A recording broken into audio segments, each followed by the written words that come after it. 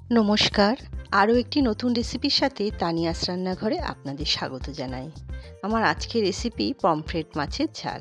তার জন্য এখানে আমি 3টে পমফ্রেট মাছ নিয়েছি। মাছগুলো খুব ভালো করে ধুয়ে নিয়েছি। এবার মাছগুলোতে আমি নুন, হলুদ আর সামান্য একটুখানি লঙ্কার গুঁড়ো দিয়ে ম্যারিনেট করে নিচ্ছি।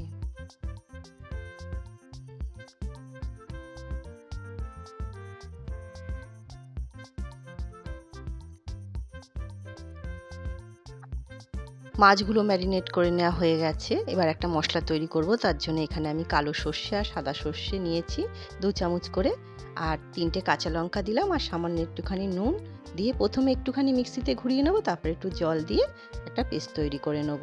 ঝালটা আপনারা আপনাদের স্বাদ বুঝে ব্যবহার করবেন। এবার ফ্রাই প্যানের মধ্যে তেল গরম করে মাছগুলো ভেজে নিচ্ছি। মাছগুলো ভেজে নেওয়া হয়ে গেছে, এবার তুলে নেব।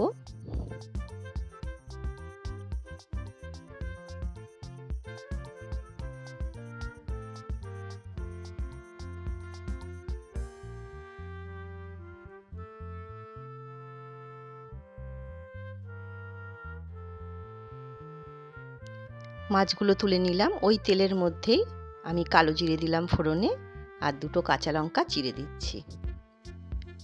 আপনারা যে যেমন ঝাল খাবেন সেই বুঝেই লঙ্কাটা ব্যবহার করবেন। কতটা পরিমাণে দিতে হবে আমি আমার পরিমাণ মতো লঙ্কা দিচ্ছি। এবার আমি বেটে রাখা সর্ষে বাটাটা দিলাম।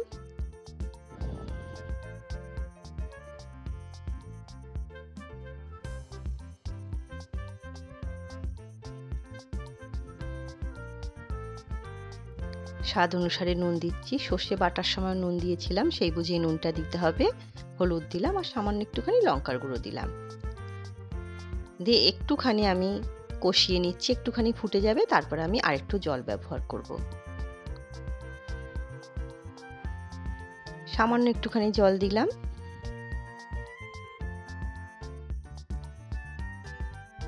দিয়ে এবার মাছগুলো দিয়ে দেবো। ভিডিওটা দেখে যদি আপনাদের ভালো লাগে তাহলে অবশ্যই লাইক, কমেন্ট, শেয়ার আর সাবস্ক্রাইব করবেন। যে সকল বন্ধুরা ফেসবুক থেকে দেখছেন একটা লাইক দিয়ে অবশ্যই পেজটিকে ফলো করবেন। নামানোর আগে 2টো গোটা কাঁচা লঙ্কা আর একটু ধনেপাতা দিয়ে সাজিয়ে দিলাম। খেতে কিন্তু বেশ ভালো লাগে, এটা আমরা সবাই জানি। ভিডিওটা দেখে যদি আপনাদের ভালো লাগে তাহলে ছোট্ট একটা কমেন্ট করে আমাকে জানাতে ভুলবেন না আপনাদের কেমন লাগলো।